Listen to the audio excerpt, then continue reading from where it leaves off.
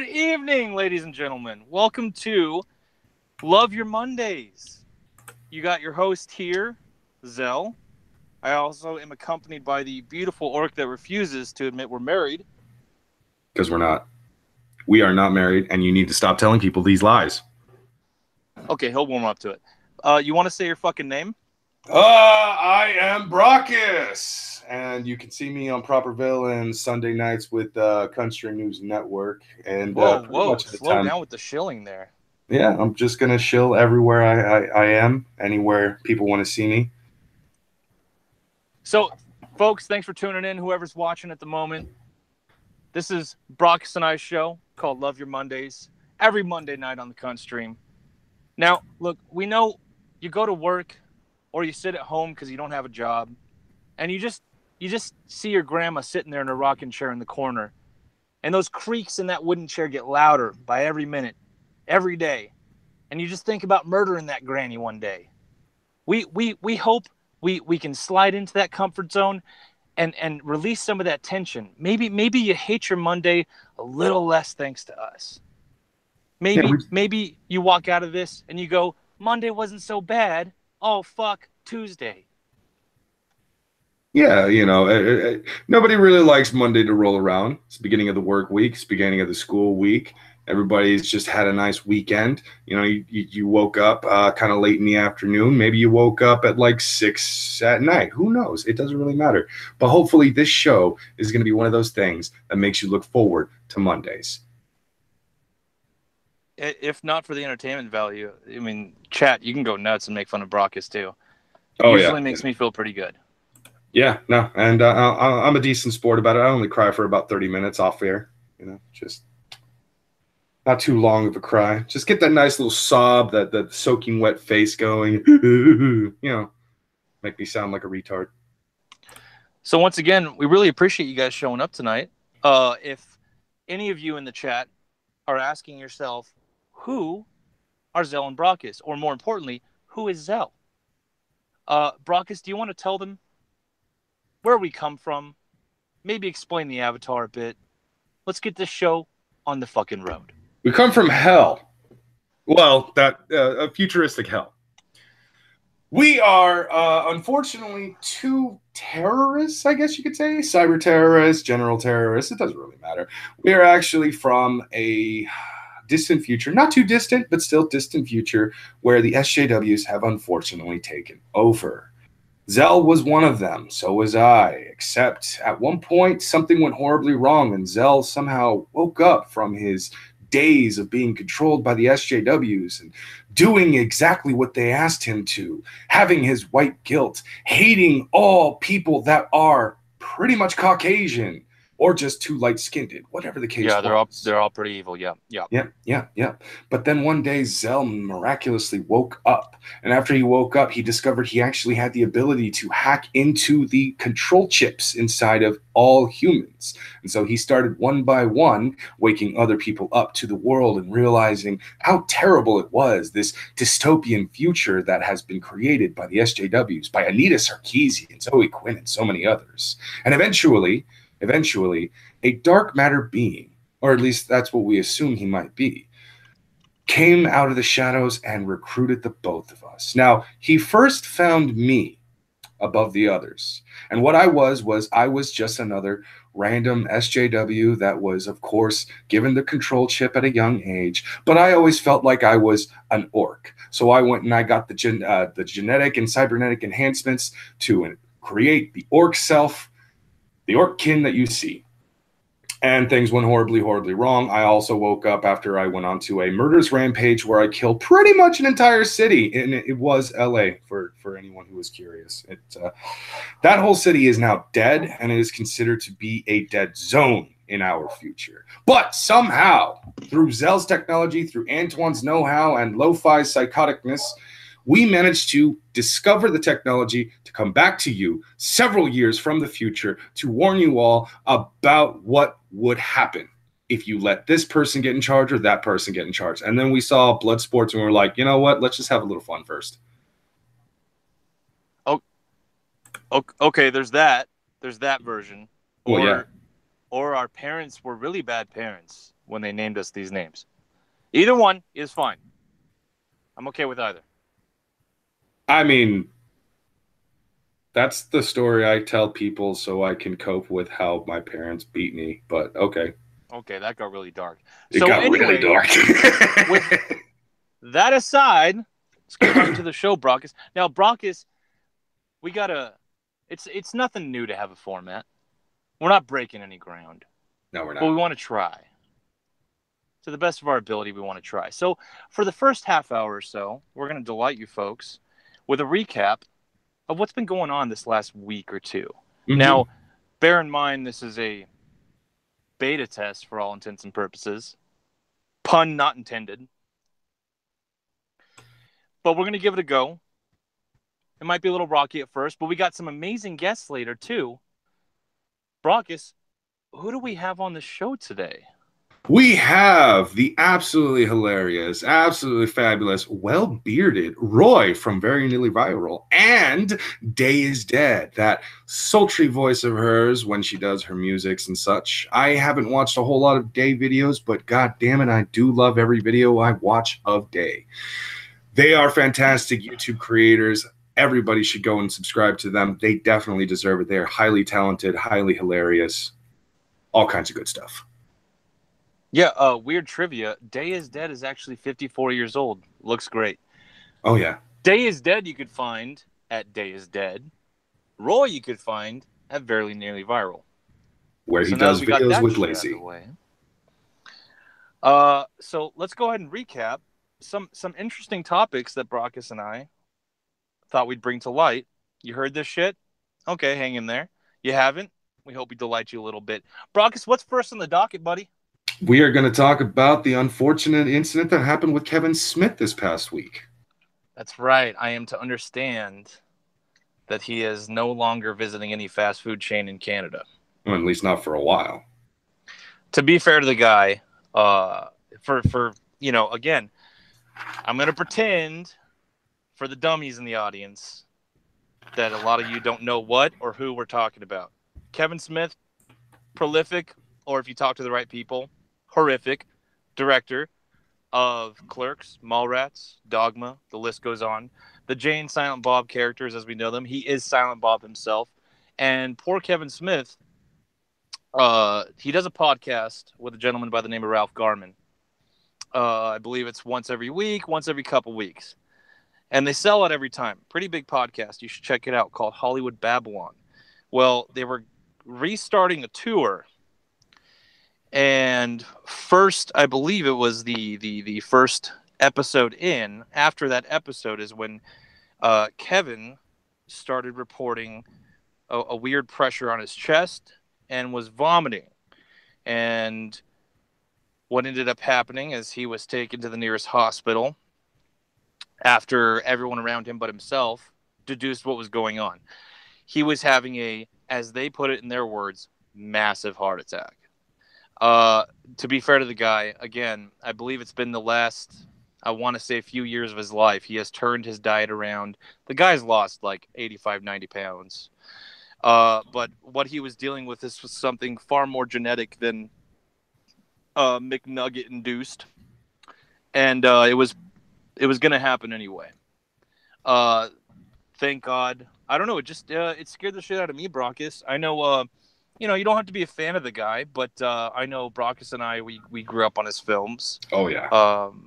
And it was very scary to know we almost lost him. We almost lost Kevin Smith. He was almost gone. And what's the saddest part about it all is that right before he was about to go into production, which thank God is still going to happen, for the send-off movie for Jane Silent Bob reboots. I did not hear about that.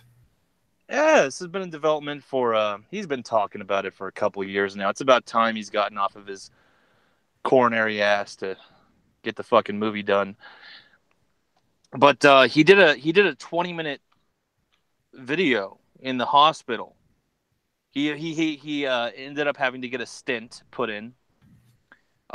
His father, Kevin Smith's father, actually, quite a few years back, passed away from a very violent heart attack. His mother, she's got 2 stents in her already. For all intents and purposes, seems like he's going to be fine. But that was a big scare. I don't know, like when I messaged you about it, Brockus, what was going through your mind? I mean, aside from we almost lost Silent Bob. Oh, one of the things that was going through my mind initially was I'm going to find the physical embodiment of death and punch him right in the dick. Because I'm sick and tired of death creeping up on celebrities in the last 4 years, 5 years, and taking some of the most beloved, wonderful human beings that we all love to see in movies, TV shows, radio, and so on. And Kevin Smith is definitely one of my absolute favorite human beings because his love for comic books is pretty much, I would say, as strong as my love for comic books, except, you know, he's a Batman fan. He loves DC a little more than he loves Marvel. He loves Marvel, but he's more of a DC fan than he is anything else. And I can forgive him for that. That's fine. That's all right. I can forget. You know, he named his daughter Harley Quinn. It's cool. That's a good name, good character. Great. But Kevin Smith is one of those human beings that I've always looked up to. Since I was a kid, my dad showed me the movie Mallrats. I thought it was hilarious. Then he showed me Clerks because it was made by Kevin Smith. So we watched Clerks. I thought it was hilarious. I have been following his career for a very long time. And I've always dreamed of someday, at some point, for some reason, either just hanging out with Kevin Smith and, I don't know, being on a TV show, a talk show, a radio show. It doesn't really matter what. But Pretty creepy. Or standing outside his window at night, breathing heavily.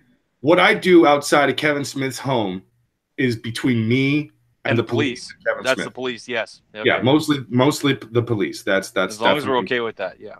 I'm okay with it. I mean, you know, Steve doesn't seem to mind. I'm not violent. I'm not super creepy. I don't do anything vile or vicious. It's just, you know, Kevin keeps looking out his window and he's like, hey, that fat guy's back again. And, you know. Unless you count masturbating violent. He doesn't see that part. I'm behind a bush. Fair enough. You got this all planned out. I had everything planned out, yes. But yeah, we just thought we'd touch upon that. Just in case people who haven't been alive for the last week didn't realize that this happened or how serious it was. I mean, legitimately, we almost lost Kevin Smith. I'm glad we didn't. If anyone in our audience, if this is news to you, go hit him up on Twitter. Just remind him that if you do appreciate his work, that you're happy he's still around. And let's hope he's got another good 30 years in him. The guy's, what, 47? But he should be fine. So we just want to touch on that. Brockus, what else do we have in the news? Well, to follow up with the Kevin Smith story, how about we jump into something a little less tear-inducing and a little funnier, and definitely something that happened not too long ago, within the last 48 hours. Sargon versus Antifa. Sorry, it's Antifa. They're funny. Right. It's hilarious. They think they're big, bad, and tough, and then here's Sargon, this giant bowl of British pudding, and all of a sudden, this dude is strongmanning them off the stage. So what we got here is, and again, if no one's heard of what's going on, Sargon went to, you said it was King's College, correct? Yes, King's College in London. To do a speech, much like the ones that Ben Shapiro, Steven Crowder, all of them do. And man, the article that I've saved for this is pretty cringeworthy. I don't even know if I need to read it. You want me to pull it up? The article? Yeah, you want me to pull up that cringe-filled article? Sure, go ahead and pull that up. I'll entertain the crowd a little bit, and I'll start reading off with chats. Don't stop with the fucking Brockus and Zell wedding. God damn it, you bitch. Oh, she only speaks truth. No, she doesn't. We got Thrax in the chat, of course. Jacob Navo as well. Usual. Be nice, Brockus. Say hello to everyone. You know, I'm gonna be nice. I'm gonna say hello to a lot of people. You don't have to go through their novels. Trez Silverwolf, what's up, man? I don't know who some of these people are. Jeff E. You just called Kevin Smith a chode. You can go fuck yourself, Jeff. Macho King Jordan Pickleson. That is an interesting fucking name. I gotta say, that is one of those names where you don't expect to see it pop up in the chat, and then boom, there it is. And that is a fabulous name. Jordan, I applaud you. Hope you heard the hello everybody in the chat. How's it going? My chat's being Trippy weird Poop, at the moment, one of my so favorites. Robert, I can't see the chat right now, but I'm going to assume it's all great stuff about me. No. And terrible stuff about Brockus. No. And then a lot of mentioning about us being gay and touching peepees. The chat loves me. The chat hates you. The only one that's talking about the peepee touching is Kadunt, and Kadunt is a goddamn liar. Can't you ever learn to like lie to me? Can't you ever just like lie to me once? No. All right, so here we go. This is from Evening Standard. I don't know. It was one of the fucking articles I pulled up. But King's College London building evacuated after masked protesters storm talk featuring alt-right vlogger. And they say that unironically. This is a whole article that just goes on about, of course, Sargon's alt-right. Yeah. I mean, have you heard the guy talk about? I mean, like, it's not like he's built and is the leader of a party that is like 2 letters away from liberal. Pretty much. But hundreds of students had turned out to listen to the speaker, Carl Benjamin, who goes by the name of Sargon of Akkad online, in a talk hosted by the KCL Libertarian Society. Dramatic footage shows the moment a group of masked men entered the lecture theater waving an Antifa flag. At the very least, I'm glad Sargon got away with that Antifa flag. That's a fucking trophy. I love that. He's taking pictures of himself holding it up like it is a goddamn trophy. Like he skinned a bunch of fucking Antifa members and then made a flag out of their flesh and decided to drape it around his shoulders like a goddamn conquering warrior.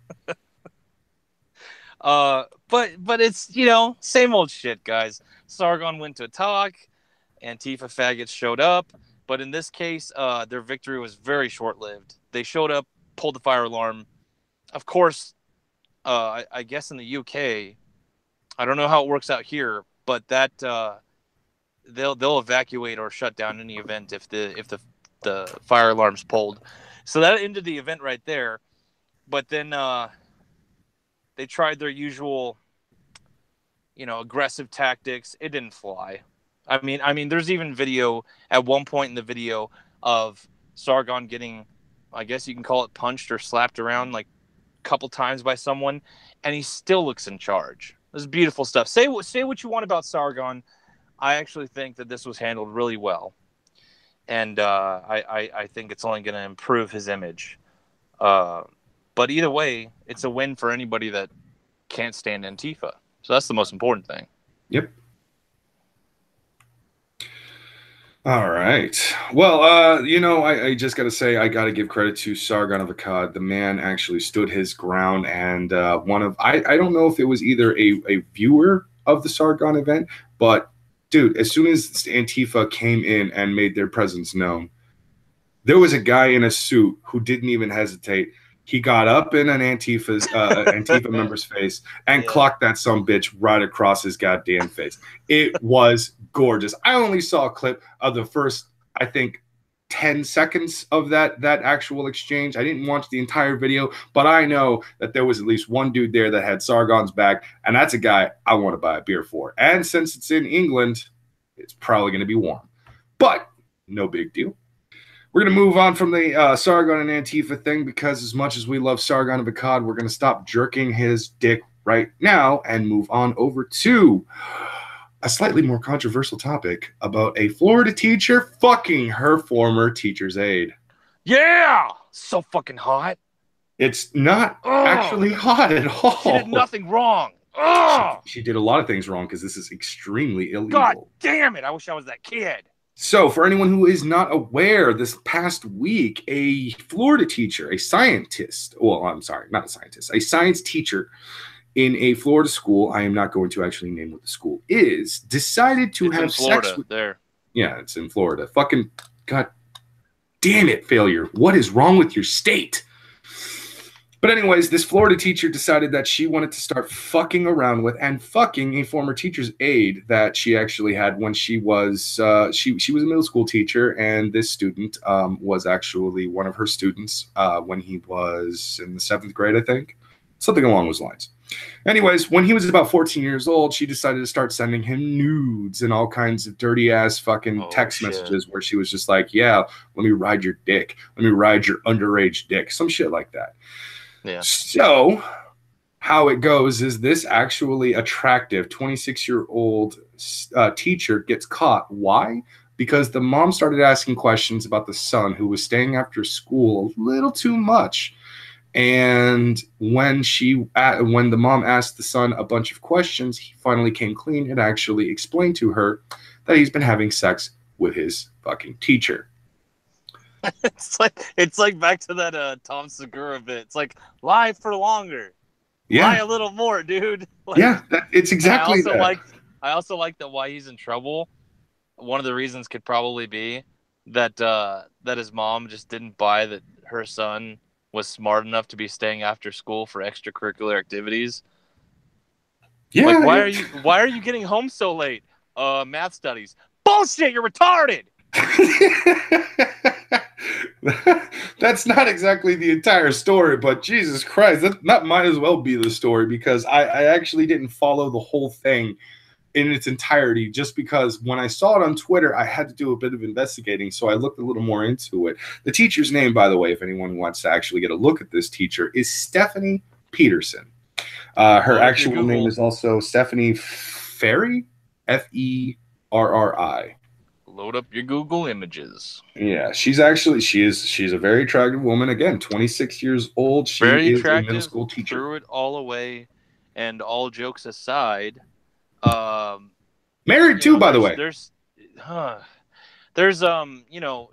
like, make no mistake. I know the male fantasy part of a lot of guys' brains.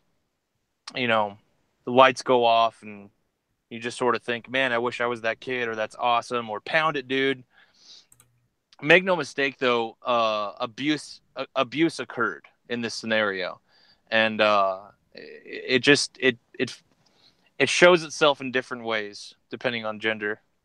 But this kid's gonna grow up to be like 20, 24, whatever age it is. It's going to hit him how he was manipulated. This is good. It could affect his sexual relationships going forward. It's just, I am aware that abuse occurred. It's just not such the knee-jerk reaction that we have when it's the other way around, when the genders are swapped. Yeah. But this is still entirely unacceptable and disgusting. And she threw her life away for 14-year-old penis. I actually, some other people from the country were recently talking about this. And when they were talking about it, somebody brought up an interesting point of why a teacher who is 26 years old and attractive as she is, who is also married to a firefighter, why she would feel the need to actually have a extramarital affair with an underage kid. And oddly enough, it always comes down to the same thing. She doesn't feel attractive enough. She doesn't feel like she's getting enough attention. Maybe she's just not getting fucked enough, whatever the case is. And it always comes back to where you try to find some sort of psychological reason as to why this woman did what she did. The fucked up part is that once you've gone down that road, some people unfortunately stay on that particular road. They don't understand the fact that, yeah, whatever psychological reason there is for her to want to fuck an underage boy, loneliness, depression, whatever your case is, she still fucked an underage boy. I mean, if you're going to get fucking just up in arms. Her fire was the only fire he couldn't tame. That was it, right? But if you're going to get up in arms when you hear about a 32-year-old math teacher fucking the shit out of the 16-year-old cheerleader at some high school in Washington, disgusting. I'm just throwing out. I'm throwing out numbers and I'm throwing out places. Like that's the initial reason or the initial response is everybody's like, oh, what a disgusting human being. But when it's a fucking chick and a young dude, it's just like, oh man, that dude's a champ. Oh yeah. truth be Did you told, see how I'm hot not, she was? yeah, she's hot, and Oh. I feel bad because I'm like, at my initial response is nice. That dude is going to be a legend amongst his That, friends. that's That is exactly what I always my said initial last time we response. were on the Cunt stream. Last time we were on the Cunt stream, and the story was brought up, and it was a knee jerk, but it was Yeah, like the male fantasy knee jerk. I didn't realize I had said it. I was like, nice, yeah. and then I was like, no way, that's not cool. That is not okay. All right. Because it really, like, when you actually think about it, it really isn't cool because that poor bastard is going to go through his life. Like, maybe he's going to look at it and be like, yeah, high five, bro. I totally fucked that hot ass 26-year-old. Like, her life is now fucked because she did this. Yeah, she and like, what prism, what lens is he going to look through? What lens is he going to have equipped for the rest of his life to look at sexual relationships now? Yeah. And how is this stunted him or in what way? I mean, it's just there's a reason, guys, why we have the laws and shit. So Exactly. yeah. So I mean, I can joke about it, but for anyone that's legitimately on the side of the boy should feel lucky because this is a male fantasy. I don't get you. You lose me there. Yeah, you lose me there too. My only real question on all of this is why is it that these hot ass teachers decide to just fuck their students and stuff? And I'm sitting over here with Nova JJ, and I'm just like, I'd like to get fucked too. For the love of God, like, should I just put an ad out onto the internet? Like, hey, if you're a teacher who's feeling like maybe you want to fuck one of your students, don't do it. Instead, come and fuck me. Well, baby, you have me. No, I don't. You kind of have me. No, we don't kind of have anything. All right, you can go fuck yourself. That's not a thing. It's never going to happen. Quit trying to push something you know is never going to happen. You're still hot when you're mad. I swear I'm going to beat the shit out of you. Well, I think we drove that into the ground. We got did drive anything that else into the ground. We had one more before our topic. guests show up? We had one more topic, and if you want to, we can talk briefly with the guests, or we could just bring them on right now and just leave that topic for, say, next Monday. They should be jumping in any moment now. Just go ahead and bring up the next topic. All right, we'll go ahead and jump right into the next topic. This topic is Star Wars and the new progressions. Can we skip this topic? No, we can't skip this topic. No, we're not going to skip this topic. Why are we not going to skip this topic, Zell? Go ahead and answer the question. Why are we not going to skip the topic? It's just, when it comes to Star Wars and where Disney's going with it, it's just every day is just a kick in the fucking nads. I mean, it's a new story after another one. But if you want, we can tackle that in a few minutes, if that's okay. Yeah, that's completely fine by me. I don't give a shit as long as we talk about it. Yeah. So, all right, guys, that'll do it for our news and updates. I think we just had our two amazing guests pop in right now. So if Day wants to introduce herself, and then Roy, or I don't know if Day speaks for Roy. I don't know how cucked he is in the relationship, but why don't you two go ahead and introduce yourselves for the crowd, and then maybe we can carry over some good Star Wars bits. Maybe we can interview you guys about what you guys do on your channels. Okay. I'm Day. My channel's Day is Dead with underscores because I was stupid when I made it. I do mishmash of stuff. Recently, it's been a bunch of live streams, but I do songs and song parodies and random stuff. Go over there. You might like it if you do subscribe or something. That's like the hardest I've ever shilled myself. It felt weird. Did you have your coffee? I did. Yeah, out of my Opal mug for everybody. I saw that. Oh, yeah. Opal pointed that out on your stream earlier. Yeah. She's not in the chat yet. She will be. Yeah. Opal is in the chat, actually. Tell her to shut up. There she is. Roy, go ahead and introduce yourself, buddy. Hi, everybody. I'm Roy. We produce really sort of intellectual content over on Very Nearly Viral. Yeah. If you want to, if you're the kind of person that enjoys sort of philosophy and the deepest sort of thoughts a human can have, questioning existence, the meaning of life, where do we go when we die, and what these things mean to you as a person, and how to sort of, you know, really work with that in your life, then I think you'll enjoy my channel. And Day took my wrench away on a stream and hurt my feelings I didn't. quite badly. You deserved it. You Well, I took did. that, I fuck. did after, but I didn't initially. Then I If gave you- it back. All right, well, if you didn't take my wrench away initially, you took it away right after. I did. Took it away. You guys can go ahead and fight. It's all right. We're not love Yeah. or anything. Have I got a wrench in this thing? Am I wrenched up in this thing? I don't know. Find I out. Been on the gave you a cunt stream link to the enough. chat. I think you would have. I would imagine you actual probably do. wrench. My history with getting a wrench on the cunt stream is a complicated one. Did you keep trying to rob them as well? No. Well, I do sometimes time people out in the cunt stream. It was mainly some troll dude actually, but Oh, is it Ouija? yeah, that guy. Yeah. Yeah, I used to He fuck hates with me. him and time him out a lot. But yeah, I was a little bitch to Schmeckle a while back, and I think he took the wrench away from me. Yeah. Well, yeah. Don't bitch at the host. I mean, that's just one of the goddamn rules of cunt stream. Do not piss off Schmeckle. Simple. Yeah, yeah. So how are you fellas doing tonight? This sounds like a nice structured stream. It's we nice. do our best. Yeah. We're trying. We're feeling it out. You know. Yeah. We're probably canceled tomorrow, but let's enjoy tonight. There's a very good chance Yeah. we're canceled already. First Yeah. and last. Yeah. But So- Day. Okay, so I know more about Roy than I do Day. Okay. Day, from what I understand, musician. You put together pieces of music. I think I've heard one of your songs on the Kumite Yeah. about the Kumite. It's very catchy. I think that's how Well, I learned I about didn't do that. Oasis did that. They're the ones who wrote the catchy music. But I do cover Ah. songs mostly, or parody songs because they're not exactly covers. I change Oh, right. lyrics My and bad. everything. Yeah.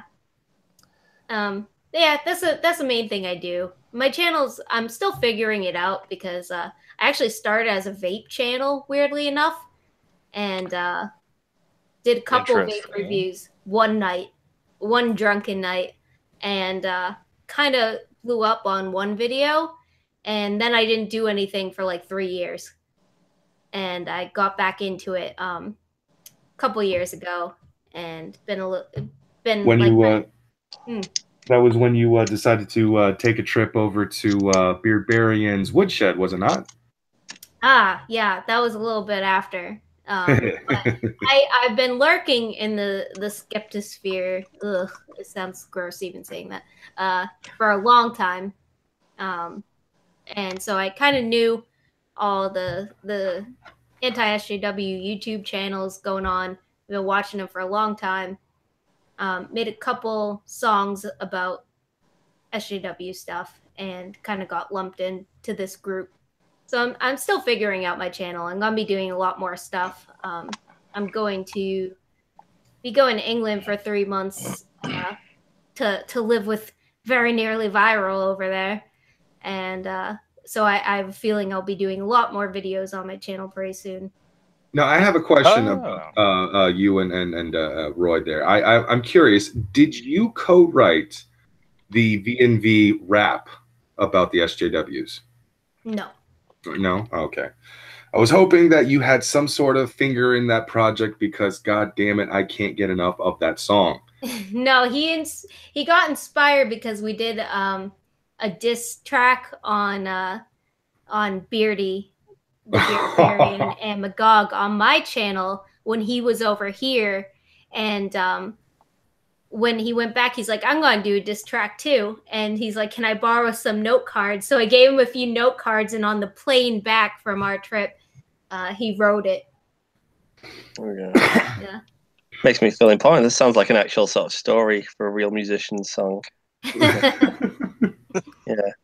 That was funny, that song, right? Because you remember at the just after it, there was the Chrissy Winters bearing thing where she was like got banned off of Twitter for calling her fisty. Yeah. And she said it was a continuous campaign of like sexual harassment or whatever. Yeah. And Full of shit. Kevin Logan was right in a corner with that one. He's like, yeah, it's disgusting, it's despicable, he's a cunt for saying fisty splinters all the time, it's degrading and humiliating, it's meant in a sexual sort of context. But then you can find footage of Kevin Logan on the cunt stream saying he liked the SJW diss track, in which I talk about putting a fist in like a piston in Christy Winters and all this shit. And I'm like, the double standards are kind of incredible, and it's just like, you just don't like Bearing. That's it. That's it. It passes otherwise if it's not him for the most part. Oh yeah, yeah, you sort of get lost. You sort of get lost as to like, what do you guys hate again? It's you never know. You just kind of have to act freely on your own, and then wait for them to complain. To go, what was it this time? What? Yeah, well, I have no respect for Chrissy Winters. I have respect for like Tim Blake and stuff, and even a tad bit for Kevin Logan, because at least he's not he's honest about what he does. He just attacks sort of anti-SJW channels. He's got the Center of the Manosphere, which is a format I like. I'm like, yeah, be aggressive, do a video, and just attack him if you want to attack him. Don't make excuses. Don't pretend to be a victim. Just go out and attack him.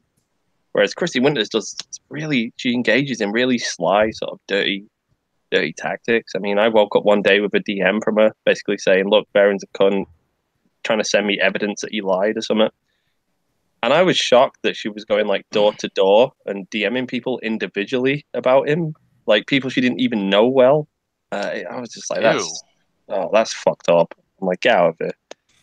I always find it weird that like the most sexually unpleasant looking women think that men want to genuinely like sexually bombard them. Yeah. And here I am just wanting to sexually grody. assault the fuck out of Lacey, but not going to be able to do that because. Okay, that's live. All right. Hey, yeah, I'm going to be honest. Lacey's a fucking hot piece of ass. She's pretty hot, but that's a yep. Oh, you're in love. Lacey's always having sex with his subscribers. Nice. I think he means Lacey Green, not Lacey. Oh, did you mean Lacey Green? No. Oh God! I assumed it was Lacey Green. I meant Roy's Lacey. I thought you were talking about Lacey Green. No. I mean, Lacey Green is hot as fuck, but I'm not gonna tread on Chris Raygun's territory there. You can take Chris Raygun easy. Oh yeah, I've met him in person. He's a tiny human being. I could pick him up and throw him across the room. That's not a problem. Just put his laptop on top of a bookshelf. You're fine. He'll be busy for hours. I honestly, I love Chris. I respect him. He's a good dude. He was tired as fuck when I met him at VidCon. And he was so tiny. No, yeah, I was specifically talking about Lacey from Very Nearly Viral. Yeah. So if you guys watching don't know, Roy has a co-host. What's the pronoun, Roy? He, she? I think it's he, right? He. And so you got this person, Lacey, that you do all these videos with. How did you and Lacey meet? And was it right away that you two thought, oh my God, we run off each other really well. Let's start making some comedic videos, or did it take time? Well, it took time because when we met, we were 11 years old. Right on. Yeah, we met in school, right? I met him in German class. I just kind of got thrown in with him. And I remember, I like the first thing, the teacher put me next to him. And I was like, who's this odd chap? This sort of effeminate, sort of man, woman. And he's like, no, just sit next to him. Don't complain. I'm like, okay, God. And then he was, he's a little bit timid in that. And then he was like, I think he just turned to me. He's like, hey, do you watch Family Guy? I was like, I watch Family Guy. And then we started joking about Family Guy. And I don't know, it just carried on from there, really. This wasn't our first YouTube channel, though. We have a way sort of weird, little, dirty, secretive one that never got anywhere. That's still up there. I was like worried that it would get more subscribers once it kind of got out there a little bit, but I'm still like one of 47 subs you have on there. What's the name of the channel?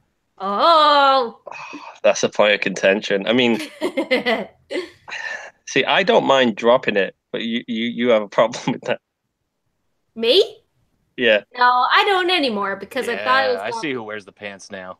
I'm figuring this out. I just wanted like it to feel special, but like even once it got out, nobody cared. So go for it. Well, if you It's a can good be channel. if you can be bothered watching through our old, really, I mean, I know our videos now are cringy, but I like to think for the most part on purpose. These ones were just cringy. You can see Roy without a beard. Let's just say that. That will get people over there. Oh, that's gonna be weird. Yeah. So it's called Evil Rocket Banana Inc. All one word. All right. Yeah, it's random. It's like comedy sketch. It's similar to kind of what we do now, but there's no point to anything in it at all. I just became number 48. Yeah. Your videos now, or at least ever since I discovered you guys, which was probably about 8 to 10 months ago. Oh shit, that long. It's your stuff is it's always got a tinge of commentary. You are always trying to say something, whether it's in your face or so subtle that you're like, what are they trying to say here? Like, there's always something. With this early channel, it was just like dick and fart jokes, like random shit, like who fucking cares? Oh, I mean, it wasn't no subtext. Yeah, well, I mean, we never really making any kind of satirical point with anything we did on it. There were a couple that did sort of wander into sort of satirical territory. We did one, for example, on them ghost hunting shows.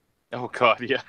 We did like a big parody episode of one of them, and it was specifically about a British one called Ghost Hauntings, I think it was called, or something. And the medium on that show, he can talk to dead people, right? Obviously, and he's an ex-football player, and he's an alcoholic. He's like got a history with drink issues. What the fuck? And it's like, this is a dude you're trying to pass off as some sort of psychic when we know he's had this celebrity history in the past. It just seems like they weren't even trying to hide it. And he'd do things like he has a spirit guide called Pam that he can speak to. They'd be like, Pam, love, what? Oh, okay, Pam's telling me that the little boy, he used to live here like 100 years ago. He used to wash in the fonts and his mother murdered him. And you'd be like, what? And every now and then he'd get possessed. Pam. He'd get possessed. Sometimes he'd be full on possession? Yeah. He used to be like, and like say some weird demonic shit. And it was always hilarious to us. Some people took it seriously that we'd speak to. It's like, oh, that's a really interesting show. What do you think about it? I'd be like, it's fucking fake, obviously. That's even more depressing, though, when you look at it through the lens of, like, am I watching a spirit medium, or am I watching an alcoholic have a psychotic breakdown on live TV? Yeah. Well, the real depressing thing is the people. People never fail to disappoint. A lot of people sat around in the pub being like, it's pretty good, that. What do you reckon? Real? And some of them are like, yeah, probably. And it's like, get out of it. Like, I don't care how hard you want to believe in ghosts and things like that. Like, don't sort of look at that show and be like, yeah, probably real. Like, oh, fuck off. I want to see. I'm waiting for the one ghost hunter kind of show where it's just they film during daytime. They don't go into a cave. They just walk out in front of their house, and then they just point the camera at their car, and their car just starts moving like on a side axis, and they're like, "Look, it's a fucking ghost."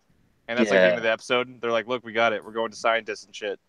Well, do you know what annoys me about like people that say they've seen ghosts is that they're always Victorian sort of style ghosts, right? It's always some angelic looking woman with black hair and a sort of a Victorian dress. I'm like, why are there no sort of like ghost hipsters? Why are there no like why are there no like spirits wearing flares and like a Hawaiian shirt? Like, I'm like, what? It wasn't. There's more than one era. All right, the chances of you encountering a Victorian ghost are slim. What if there's a really pissed off medium out there who all he can contact is hipster ghosts? Yeah. Just like, what do they say? What are they saying, Carl? I don't know. They said they drank Pepsi before it was cool. I don't want to talk to them right now. It's like bullshit. It's like, oh, I've seen a ghost. It's like, was it a Victorian? Yeah, it was. How did you know? It's like, obviously it was a Victorian. They're always Victorians. I'm like, get the fuck out. Cavemen ghosts. Yeah, where are the cavemen? It's irritating. I want to do a skit now so badly where it's Zell and I, and we're like investigating some kind of like haunted house or something, or it could even be fucking Antoine and Zell. I don't give a shit who it is, but like at some point I'm gonna have to ghost myself up with like really shitty paint, like shitty body paint and everything, and I'm supposed to be like the most horrendous possible ghost you could think of. It's like, oh my god, look, it's a ghost. I think it's a Victorian ghost. No, motherfucker, I died in the 80s. Yeah. Yeah. I don't know what to do. I mean, it's one of them things where like they have to be Victorian ghosts, I guess, or you can't take the lie seriously. It's like, you know, it's like, oh, what was your ghost? What did he look like? It's like, yeah, I think it's just part of the like, I don't know, it's Romanticism. yeah. Like a lot of those when a lot of people think of vampires, like the more popular version of vampires, for example, you know, you tend to go Victorian in your head. I mean, you're already probably thinking of Interview with a Vampire, for example. Yeah, I was. Yeah, yeah, me too. Yeah, most of the time, the reason why supernatural fantasy stuff almost always it's only ever two eras: the Victorian age or the Elizabethan age. And the only reason why barely anybody actually does Elizabethan is because most people don't really know the Elizabethan. There wasn't much of a difference. It was just slightly better style in Victorian. It was a little more flashy, a little more gay, pretty much. And so a lot of times whenever you got those types of stories, like Anne Rice has actually gone on record to basically say one of the main reasons why she did vampires the way she did was to basically create a shitload of gay fantasy stories, but it's not gay because technically they're not fucking. Yeah. So there you go. Somebody said gotta have a ghost in an Adidas tracksuit. Yeah, imagine that. Yeah. It's like you go to the theater, like new ghost film, like this winter, and then it just cuts to a bunch of like 90s ghosts having a rave in a flat somewhere. You feel like, oh, this isn't that scary. What's going on? Oh man, that would be an awesome video. I actually, you know what? Some black guy is supposed to be visiting Poisoning the Well pretty soon. I'm gonna shoot them an idea like, hey guys, do a parody with some black guy, where basically some black guy is like an 80s dance crew member who just so happened to, like, you know, he died, so he's wearing like Adidas and all kinds of shit like that, like Reebok. Yeah. And he just keeps popping up in Sofane's house, challenging him to a dance off every fucking time. That'd be great. Yeah. It got tell him it was our idea though. Oh yeah. We met up with Poisoning the Well in New Yeah. York. Yeah, that was good. I saw that video. It was Sofane actually, not the whole crew, not Yeah. that. I think Sofane was a complete jerk to Roy at the end there. That was very rude of him to just leave Roy to fend for himself. It's true. He was I'm in lost America. and scared. I'm still trying to push for Poisoning the Well to do a goddamn parody video, a music video of Careless Whispers for Roy, where it's Sofane, he's singing, but there's Fat Pat dressed as gay as imaginable playing the saxophone. That'd be great. Yeah. Yeah. Did you know it was funny? Like I kept getting scared by black people in America. That sounds bad, right? It sounds terrible. That does sound no, but to be fair, if I went to the UK, like, I'd be very scared of like Middle Eastern types, because I'd be like, I've heard about you. Yeah. Well, the thing was, right, I was like, come over and that. I'm like, yeah, I'll go for a little jaunt around New York on my own, right? So I left at the hotel and stuff. I think I was going to CVS to pick up some gear. Yeah. And I kept meeting scary black people like the entire time I was there. Like, you know, that's right. You're telling me about this. You're like, one offered you heroin, the other one offered one. Yeah. One offered me heroin, and one offered me a mixtape. And I was like, I'm done. And I asked you if you had accepted both. Did you get high and listen to the tunes? No. You know what I found actually? I took a picture of the mixtape so I could look him up online. Did you find him? I've not checked yet, but I do. This was the man that threatened me, everybody. I never saw this. You didn't even show me this at the time. I forgot. I totally forgot.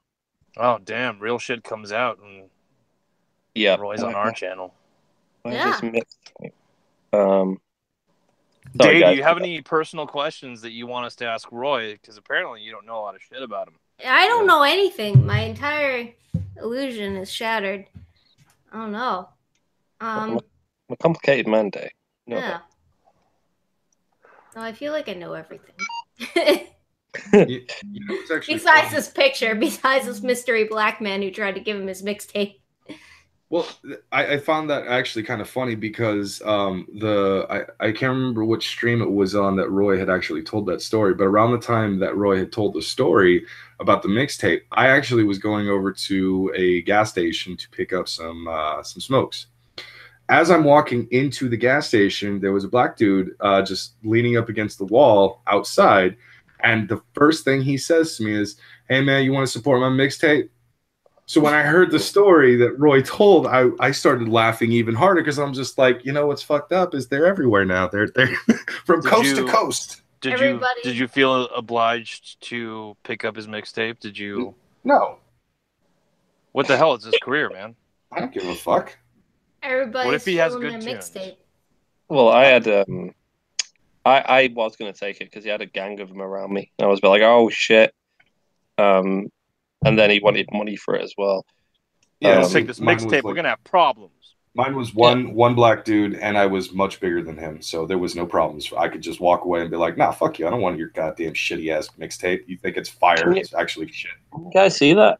Is it? It's someone sideways. Suave on the. Yeah, I don't know what it is. On the set. Suave someone on the set. Someone look this up for me and give me a couple links later on. I want to know who the man that threatened me was. All right.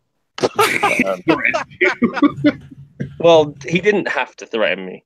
Suave on the set on Spotify. I found it. Oh shit! Are they any good? Oh no. Oh, we can't listen to them. They'll get the stream taken down, or they'll ask for $1. They got $1. Oh my god, No, this he's dude black. He doesn't looks know how like the social media fucking works. guy. Okay, does everybody remember the hide your kids, hide your wife guy? Yeah. Yeah. That's exactly what he looks like with a Yeah. beanie on.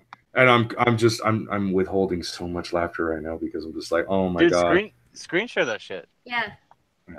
Hold on, let me bring it back up. I closed the window. Is it Suave on the set? This is probably the last person on earth we have to worry about giving us a copyright strike.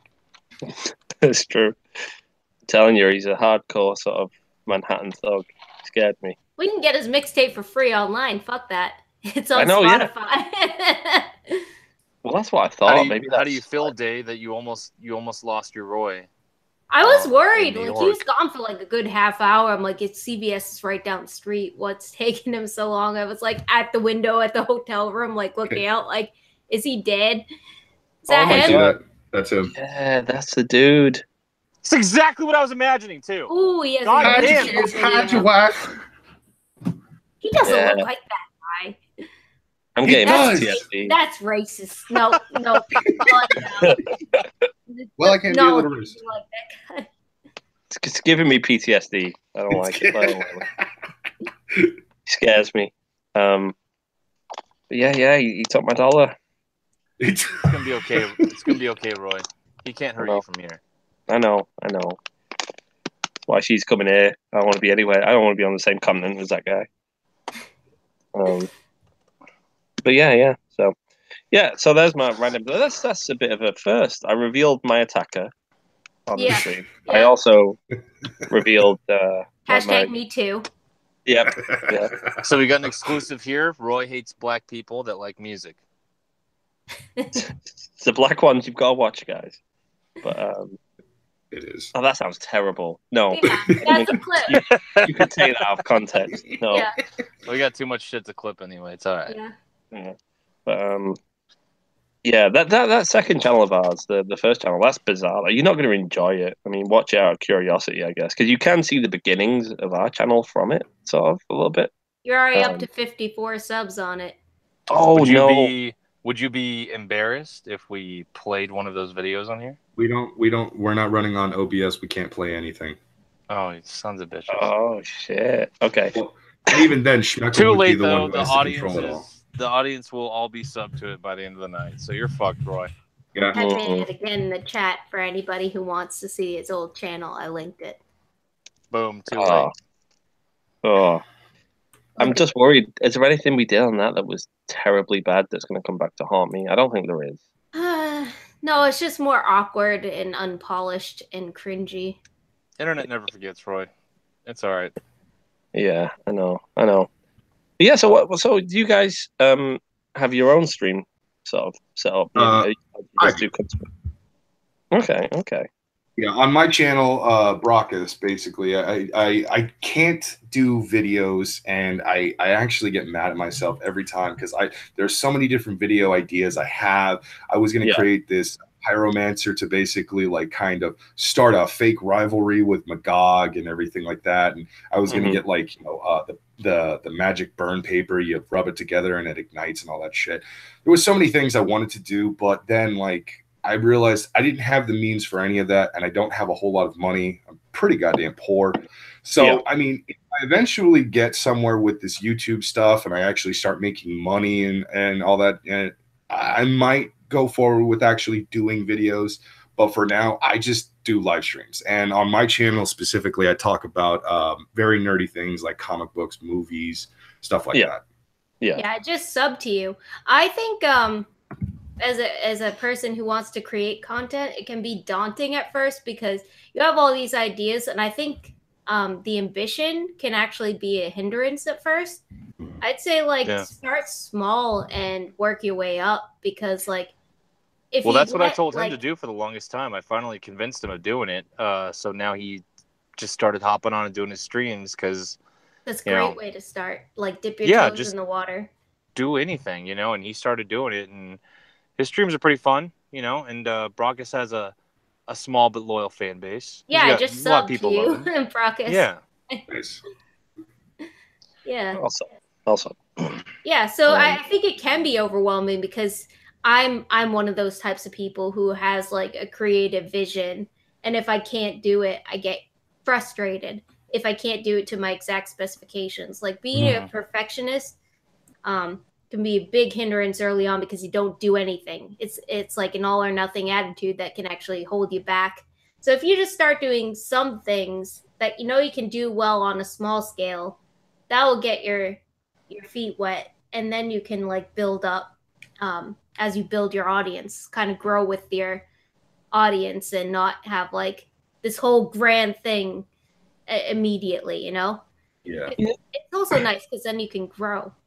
What's weird though is like, so for example, when we made videos, right, we weren't part of this community in any form. Like we didn't speak to any other YouTubers, barely knew of any other YouTubers except for like a couple big ones. So we were like totally like isolated when we started making videos. I wonder, say if I decided to do it now, right, after being on so many streams and knowing so many people through Twitter and whatnot, like would that influence our content, and would it have turned out totally different, sort of not doing it first on our own? Probably, yeah. Might have, yeah. I think there's some creators on not all, obviously. There's a lot of creators though that in this quote unquote community that and I'm sure we know a lot of them, where we get the sense from them that they're pegged and that they probably do want to like branch out, but have been stuck. They're stuck. They can't move out of it. Yeah. There's other creators that have been very successful and like, fuck this, I want to branch out. I don't care. But there's some YouTube creators that I can think of in this community that you definitely feel like they're just too scared that they're locked in. Well, I mean, I get that feeling sometimes. Like, to be fair, like we never started with the anti-SJW stuff. It was always just random internet things we mock and go after. Yeah. And obviously we got a big sub boost from Bearing. So most of our fans were all of a sudden of the sort of anti-SJW variety. Yeah. So I'm like, oh shit. I'm like, what do we do? So the next video, we kind of catered to that a little bit. Did well. And then we're like, all right, now we'll do some other kind of video. We did one on the hot knife trend. Do you remember the 1,000-degree glowing knives when that was the shit? Yes. Yeah. I thought I didn't know you guys did one. One of my favorites was H3H3's hot knife. Oh yeah, they capitalized on that. That was the iDubbbz collab. Yeah. Good actually. But we uploaded that video and we lost about 20-30 subscribers like instantly, and it did kind of poor. So I was like, oh shit. I'm like, then we uploaded an anti-feminist thing, and it did really well. And I'm like, we felt trapped for a little bit. I think we started. To be fair, we've not made an anti-SJW video in a long time. If you actually look at our videos, we're mainly calling out anti-SJW people now instead. Yeah. Which has been fun. You know, I find that a bit more stimulating at the moment. I think we are going to sort of start doing just more bigger sort of internet topics as well. Yeah, it's YouTube genders is a refreshing. good. YouTube genders is a good thing for that. You did Yeah. episode 1, and that did really well, going against TJ Kirk. Yeah, that did do well. And actually, next you're going against H3H3. Speaking of, yeah. Oh, Really? Do you want to give us some insight into that, like a little exclusive bite here? I mean, we've got 4 days to make this episode, which is a long time for us. Usually we have about a day or two we can get together and shoot a video over. So we've got a lot of time to sort of prepare for this one. So hopefully it'll be really well thought out and coherent and quite structured. But I think like the thing that annoys me about H3 mainly is generally like how he's changed. Like he used to be very good, very funny, sort of down to earth dude, just mocking sort of idiotic things on the internet. And you can see his ego develop as the channel gets bigger, and he started taking himself a lot more seriously. like almost got a god complex. He's like the reasonable one. Like yeah, Yeah, it all changed. he's talked about this a little bit too. It's yeah, like I still watch him and stuff. I actually like his podcast more now than his main content. I enjoy that a little more now. But yeah, his main content, it's devolved a little bit more into like they'll choose a topic, and then Ethan will just make funny faces Yeah. while they chew on that topic for 5 minutes. He'll just yeah. be dancing and making the funny faces, and And it used to be like a coughing. little more substantive than that, and now it's just Well, he's turned into a H3 tribute channel almost. yeah. Yeah. Like I'm like, it's still not bad content. You know what I mean? You'll find a lot worse on the internet. It's still pretty good in the grand scheme of things. He's still genuinely a funny guy. Mm-hmm. You can tell, Well, but I he's think he's Jewish. gotten lazy with his main stuff. Well, it's the things behind that we want to try and expose a little bit, and how it's a little bit of a facade at this point. I think he's totally changed as a person since he got big on YouTube, and he's trying to sort of cling on to like how he used to be, but I don't think it's there anymore. I don't think it is. I think he has changed. I think like he used to kind of react to internet stuff, right, and make fun of it in a sort of South Park satirical sort of way, pointing out the stuff that was kind of an injustice almost on the internet. Now he's gone too far that way, and so he's not like he's too nice now. Like he's like, oh, I should, like there was one point where he's like, we made 3 videos this week and they were funny, but we scrapped them because I'm like, does this person really deserve it, like being called out? And so I think with his popularity, he's gotten soft, and like he doesn't want to view himself as like punching down almost. Well, there's another great example of like a YouTube creator that like I feel like with H3, he feels, whether he says it or not, he comes off as feeling stuck to serve a certain audience, too scared to steer one way or the other. And then a great example of a YouTuber who did the opposite of him, and they're actually very good friends still, is look at JonTron. If anyone's been a fan of JonTron's from the very beginning, you'd remember JonTron was video games. Yep. That was JonTron, man. Yep. And then what did JonTron do? JonTron got fucking bored of it. And then like 2 videos a year. Yeah, and then he switched it up because he wanted to do something else. And he put all of his effort into doing that, and the guy got chided for it for maybe like a month, and then people got over it because they're like, oh, it's still really good. Like that's a great Yeah. example of someone that like he's like, no, I want to do this now, so I'm going to do this. If you want to unsub, go ahead. And Well, he just did it confidently. A really good example of that would be PewDiePie. Yeah, I think he's the best example because he still makes fucking daily content and it's still really good and he does what he wants now.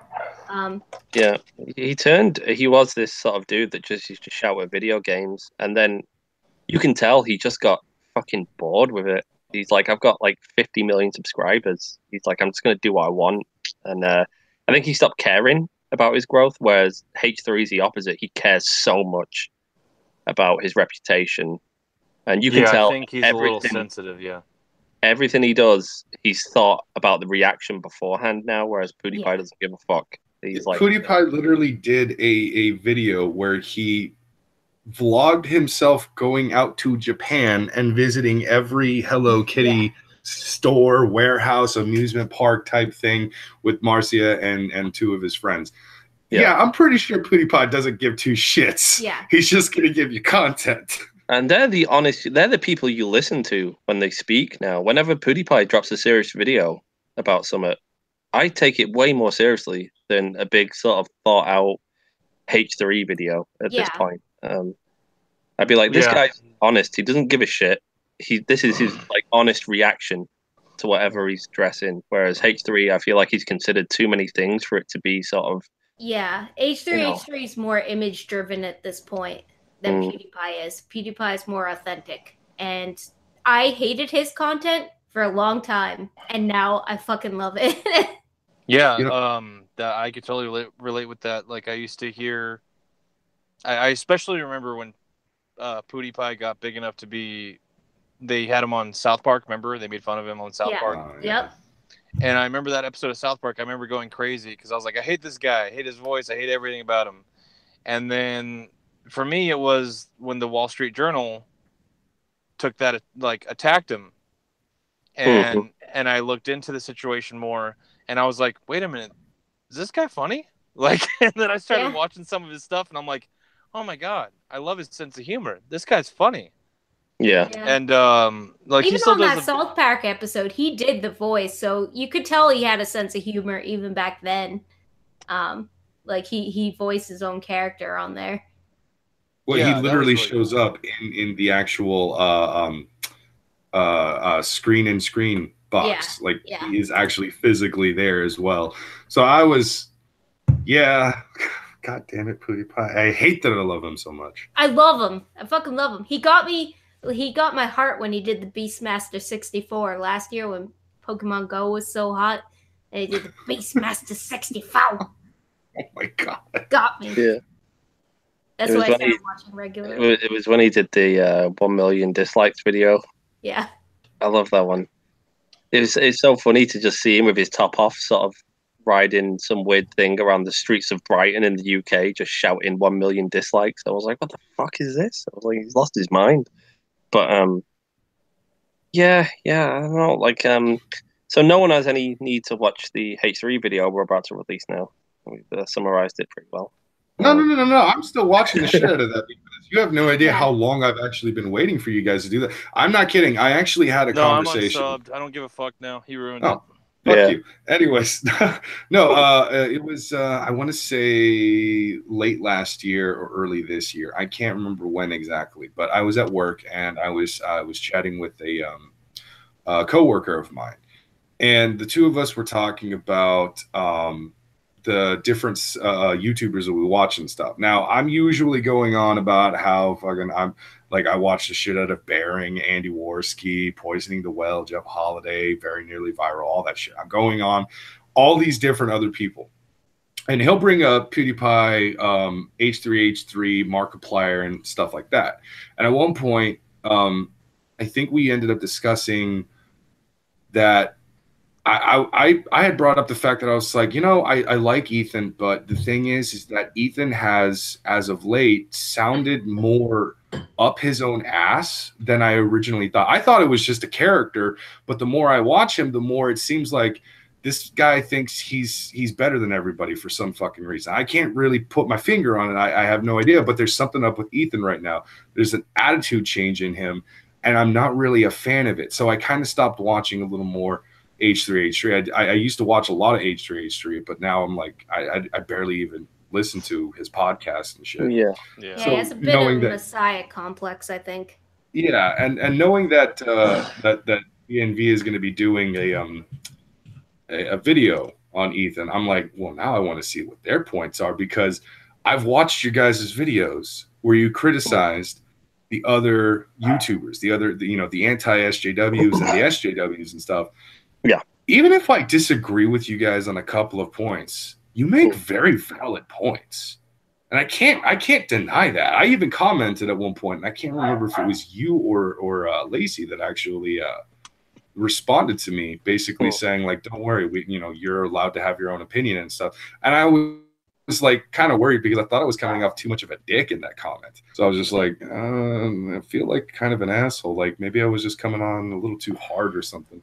But I was like, you don't have to worry about that with Very Nearly Viral.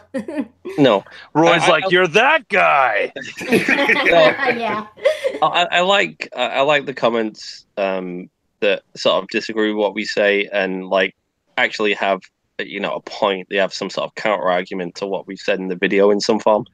Like they're all right. They're interesting. You read them and you're like, okay, fair enough. It's like you disagree with me, but that's all right. And you're not just spurging out and being a total sort of lunatic retard.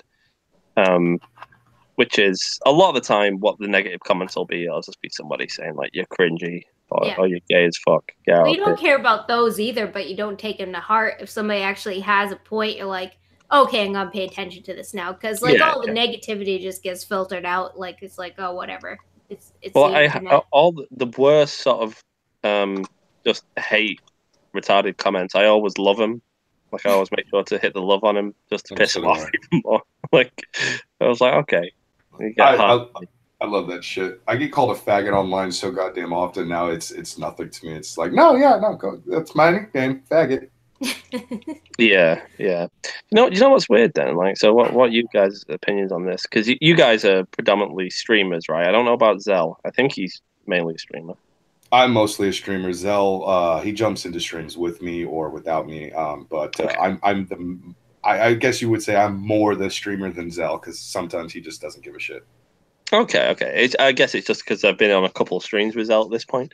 Mm-hmm. But yeah, so YouTube seemed to be sort of pushing towards streaming a little bit. And I don't know if this is a conscious effort to get more people streaming.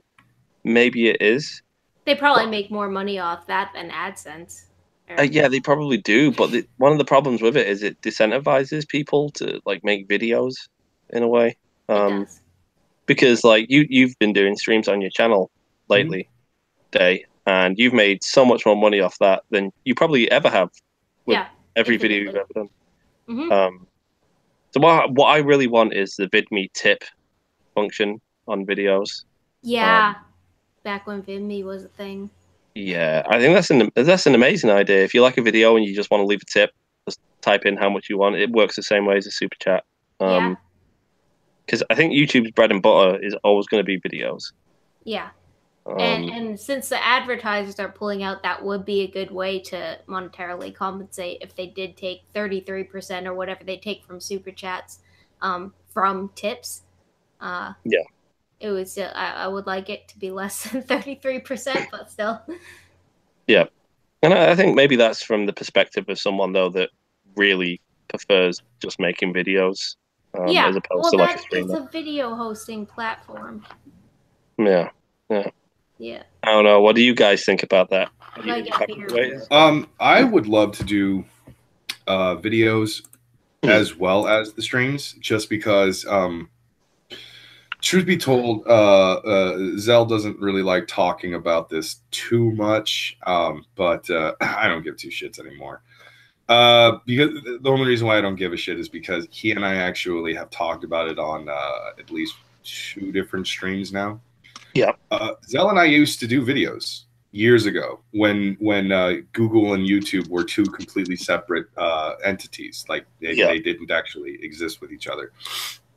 And we did a bunch of skit comedy shows. And I'm not going to say what it was or anything like that, but basically, like, because Zell is paranoid about fucking getting doxxed and shit. Don't dox me, mate. But yeah, we used to do a bunch of skits. They were just these jokes that we would come up with on the fly. We filmed it on Zell's laptop and stuff. They were really funny. They were super cringy at times, but like we were proud of that. And I wanted to eventually get back to doing that, like with Zell and stuff. But the problem is the lack of funds, the lack of equipment, and it just made things harder. So when I was determined to start doing YouTube stuff, I wasn't sure what I was going to do. And out of nowhere, Schmeckel decided to take a chance on Zell and I, and all of a sudden we're on the Cunt Stream, we're having a blast, we're making people laugh.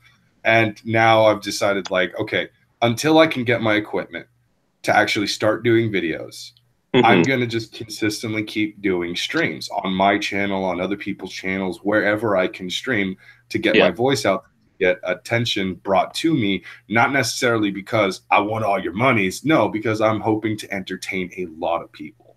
Yeah. Because that's what I want to do. Well, I mean, yeah, that's fair. Like, I wouldn't class myself as a particularly good streamer. I feel it's a little bit foreign to me sometimes streaming. I do stream regularly, but like kind of regular, but you know, not. So there'll be like times where I won't stream for 2 weeks, say, and I think I have a bit of a weird disconnect sometimes when I do streams because I'm used to sort of having group conversations with people like out and about in real life, in the pub, wherever it might be, and sometimes with the streaming, I find it hard to read people, and I get worried that everyone's kind of, you know, too aware that there's an audience watching and they're playing up a little bit and it's not really them and there's a slight sort of layer of fakeness there. So I think it just throws me out of whack a little bit sometimes with the streaming. Then again, I'd like to be better at it, I think. But with I think that's how a lot of people feel. I mean, you probably feel more comfortable streaming than I still do. I'm very new to this, you know.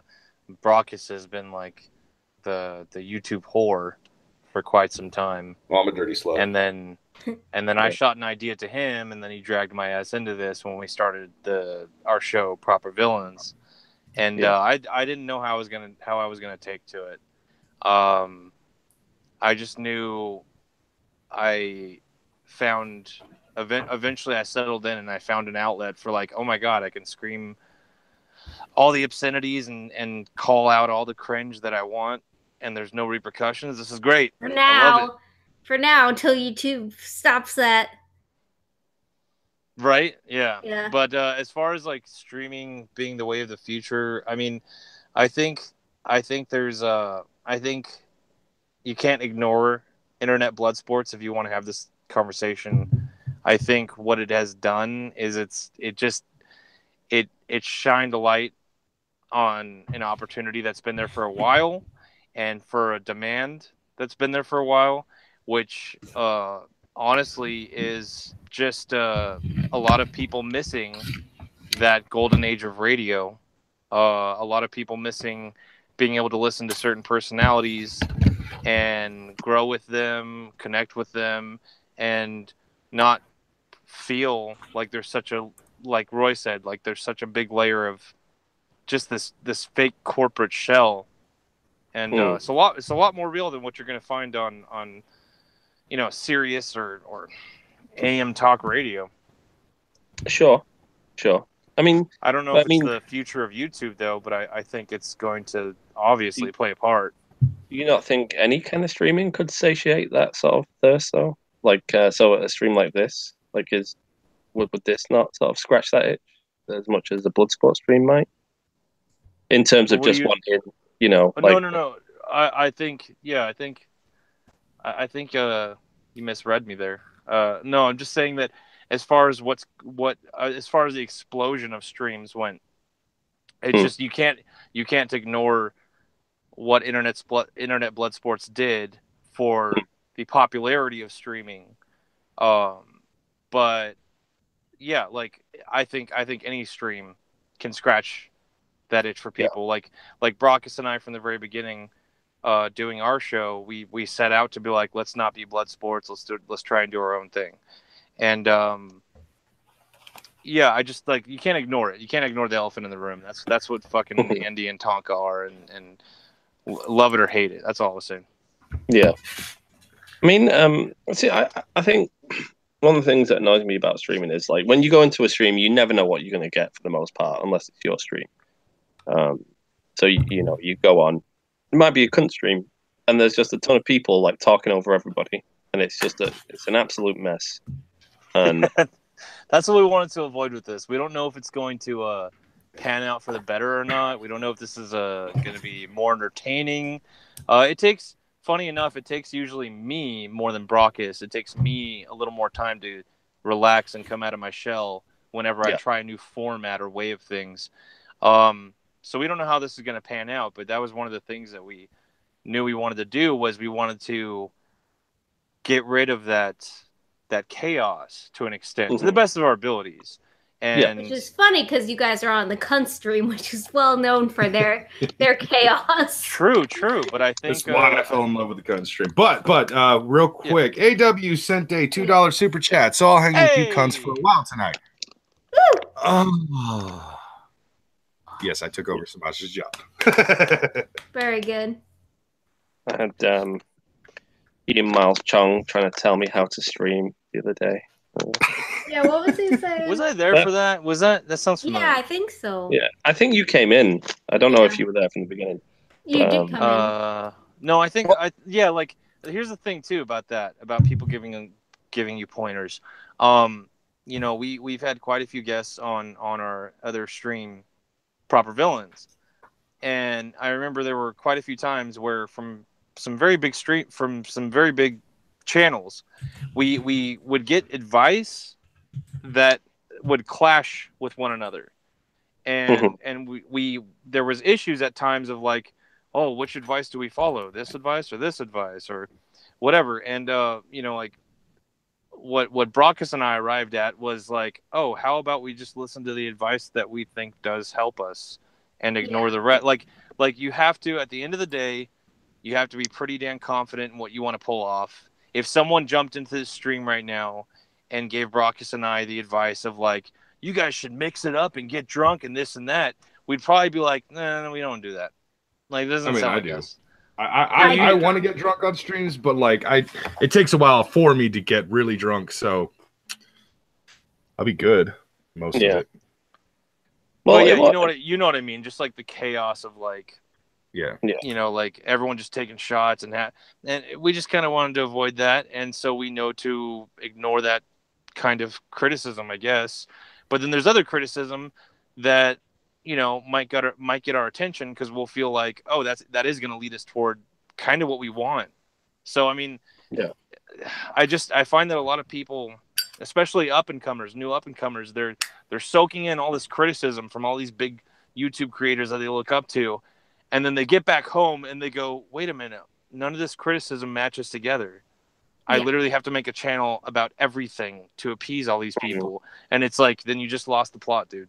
Yeah, you kind of gotta just do your own thing. And to be honest, this has been a really nice stream. I think it's been pretty well structured, pretty free flowing. There's some streams you go on, and it's just like either pulling teeth to get conversation out of people, or there's too many people talking. And I don't know. You guys got a nice flow together, you two. Do you have a YouTube channel for the Proper Villains? Yeah, it's Help for the Guildless is where the Proper Villains live streams are actually taking place. Antoine, our main host, he did talk about separating Help for the Guildless and Proper Villains and having an entire channel just for Proper Villains, but I don't know when that's going to actually happen yet. Yeah, so just look up Help for the Guildless. Got it. And it's on there every Tuesday at 4 p.m. Pacific Standard Time. We're the stream before the cunt stream. Okay. Yeah, it's the pre-stream. You got to get that pre-cunt. I'm going to put it in the chat for those other peeps that don't know. I'm probably behind the curve here. No, it's all right. You guys. Most of the chat's going to probably be filled with... I mean, that's how we gain most of our following. Well, right now, Trippy Poop is trying to get my attention in such a dirty way. Ay, papi. That's what he called me. I fucking swear. Nice. Yeah, Ian Miles Chong's laugh though. That was annoying. Oh, shit. His what? Oh yeah, that was great. His laugh the other day on the stream was so Well, irritating. don't trash him too much, Roy. He's Fuck him. our guest 2 weeks from now. Oh, good. Okay. What a fake We ass. love cunt. Ian What a fake ass. until cunt. we get his fucking ass in here, and then he's in trouble. He's like he takes a little suck on his vape and then wanders off for 5 minutes, comes back and he's like, I was literally coughing because of my vape for 5 minutes. I'm like, No, he what? threw up. Yeah, he it's threw up. bullshit. He threw Bullshit. up, legit. What? No, it's bullshit. No, What? I bet he did throw up. I believe him. Not because of his vape. No, that doesn't happen. No, Like, he did. Yeah. He did because he was coughing because of his vape. nope. It was an It amusing would little happen to story. Ian Miles Chong. Brockus, Think about haven't it. you ever, Brockus, haven't Maybe. you ever had your I don't coil in believe him. such a disarray that it has made you want to vomit from your vape? I have 2 different vapes. I have a tank and I have a drip. And one time this is recent too. I took a hit off of my my drip, but I didn't re-drip, so it got kind of dry. Ugh. And that was a harsh little. I felt like I was gonna die. I was hacking up a lung. It was disgusting. I don't know. I I hate do when you that do a lot. I do that a lot. I've never thrown up or even been close to throwing up, especially not like going off 5 minutes. I was like, this is bullshit. It's a silly little lie. You for no can't. reason. No, it's not. I don't think it's a lie. I It was don't a lie. think it's a lie. I'm telling If you you. cough Get hard him on enough- here. Blood You heard it sports. here, guys. 2 weeks from now, Blood Sports. Roy and Ian. You lied about his vape, everybody. Don't He let him lied about forget his vape that he was vaping from while he was on the cunt stream last night. No, he Lied did. from throwing up about it. Yeah. I love how I'm- there's so many I'm things you could convinced. lie about, and he's like, "That's it. That's the No. That's it. Well, that annoyed me. And then, what else did he say? Oh, then he's giving me his advice. He missed the point entirely of what I was talking about. I was just saying what I was saying before about like not being able to connect with people too well during streams. He's like, dude, listen, if you just practice like me, start streaming more, you'll get it. And I'm like, no, yeah, I'm that's get right. out of it. You assume I'm some sort of noob. Like, piss off. And then I knew where he was coming from. I also knew where you were coming from. Well, then I I think I even awkwardly- mentioned that because there was like some miscommunication going on. Yeah, I Yeah. did notice that. I was like, that's not what he was saying. I think he's just waiting for his turn to speak rather than listening to what anyone says. And then fucking Oh shit, it's going is it? down. and then Dude, and then this I is getting said, spicy. Keep going, Roy. yeah, and then I made a little joke. I was like, to be honest, it's a good job you've made me feel comfortable because I really wanted to ask for your autograph. And then he just went silent, and everyone went silent. And then someone said something, and he laughed really awkwardly for like 10 minutes. I was like, oh god, It wasn't after that. He left it awkward was. 10 minutes later. Maybe it was. I It don't was know. right after that. Like I remember, there was a big awkward silence with everybody because I think most people got like the little barb I was throwing at him, Is included that a him. Rolly? What? Yeah, it's a Rolly. Oh, nice. All right, Roy. Do you Well, I'm wanna- going to take do you this wanna- moment here. I'm going to actually teach you how to be successful in streams. What you want to do is you actually want to go over to Lacey. You want Oh, to get God, some of don't listen Lacey's to- eye makeup. Put that eye makeup on. Pretty Don't yourself listen up to a little Brockus. bit. Make your eyes pop. And then put on some really slutty top, some mesh. Something Why that's don't going to you show do us something a like lot of this? skin. Something You- like this. Something like that. Something Yeah, like what Brockus, Dave why is can't you doing. wear shit And like then that? Put on some Damn really short sequence shorts. Now you don't want to go tacky with gold. No. That's a little too tacky. No. Roy, you are more of a purple kind of guy. You have the complexion. That purple is gonna make your junk look fan-fucking-tastic. And then you're gonna come onto the stream. You're gonna come out to that song from what's that fucking song? It's the horses. Wild Oh. Horses. You're going to come out to that and you're going to entertain the crowd for like about 5 minutes. And that's what you're going to do for the streams. And then you can just talk about whatever the fuck you want to talk about because it doesn't matter. Well, make sure to DM me all that. Goodbye horses. I Is got- that- Goodbye Horses. That's the song. That's the one. it. Fucking I'd Kumite fucking play. hard. Goddamn thing. My lighter's broke, but I'm using two. I got one. The flint's gone on one, and the gas has gone on one. So I've got to use one to spark the other one and get a flame out of it. Roy, if I was there, I would let you use one of my lighters because I have 5 different working lighters because I am that kind of a dumbass. Oh, that's good. It's always handy having a lighter, I feel. You know, Well, even since if you we're don't already putting smoke. people on blast, Day, I don't know if you want to, but you want to give us, like, you don't have to name the name if you don't want to, unless you don't give a shit. What was your worst streaming experience, and who was it with? Just the worst. Okay. It was on Prince of Queen's channel, actually, and it wasn't his fault or anything. I was very new to streaming. It was like the third stream I had ever been on. It was actually Where was he in Miles Chong then? Yeah, right. Right. And it was his birthday stream. It was actually a stream I met Drunken Uncle on, so some good came out of it. And so it was 8 hours long, and I started pre-gaming it before the stream even started. So by the end of it, I was obviously super wasted because I was drinking the whole fucking time. And since I was new to streaming, I didn't really know streaming etiquette, and I was kind of like, once I was drunk, I was a bit belligerent, and I was like kind of talking over people and being retarded. Like, I never want to watch that stream back. And then I went into the bedroom where my boyfriend was, and he's like, "Hey, why don't you get off the stream? It's getting late and you're drunk." And I was like, he's like, "You're being kind of obnoxious." And I was like, "No, I'm not." I was like, "It's fine." So I got kind of like insecure and came back to the stream, and I went to say one thing, and I got told to shut up, and that just like, since I was drunk, I was just like, zoom. Like, all of a sudden, like, inside myself, like, oh shit, it's true. I've been being an idiot this whole time. I was like, okay, I'm gonna go, guys, bye.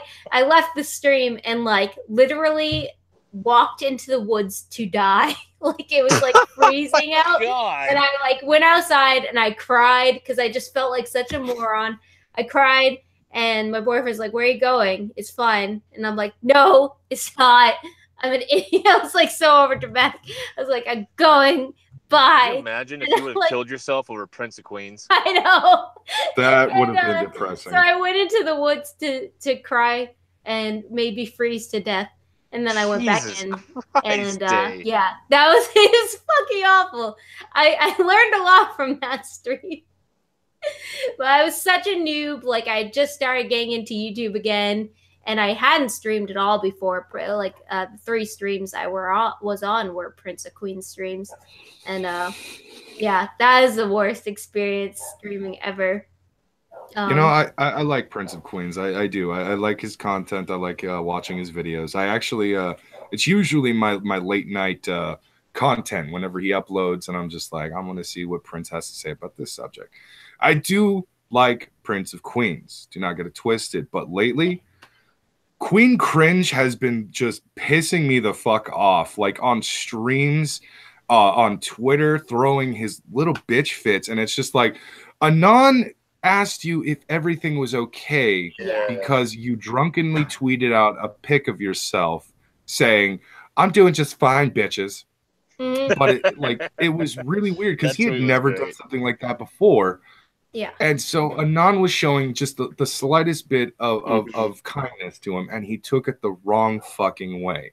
And then to go on to Day's stream, I watched that stream, by the way, to go on to Day's stream and then throw an even bigger bitch fit just because people were trying to point out Little Miss Anonymous was just, she was concerned because, you know, it seemed like from that initial tweet that you were actually under attack of somebody trying to dox you. Yeah, and he associated her with the cunt stream because he has a vendetta against the cunt stream now. Yeah, because he came onto the cunt stream, made himself look like an idiot trying to defend fucking Wizard of Cause. Now, nothing against wanting to defend Wizard of Cause. I like Wizard of Cause as well. I still like Jeff.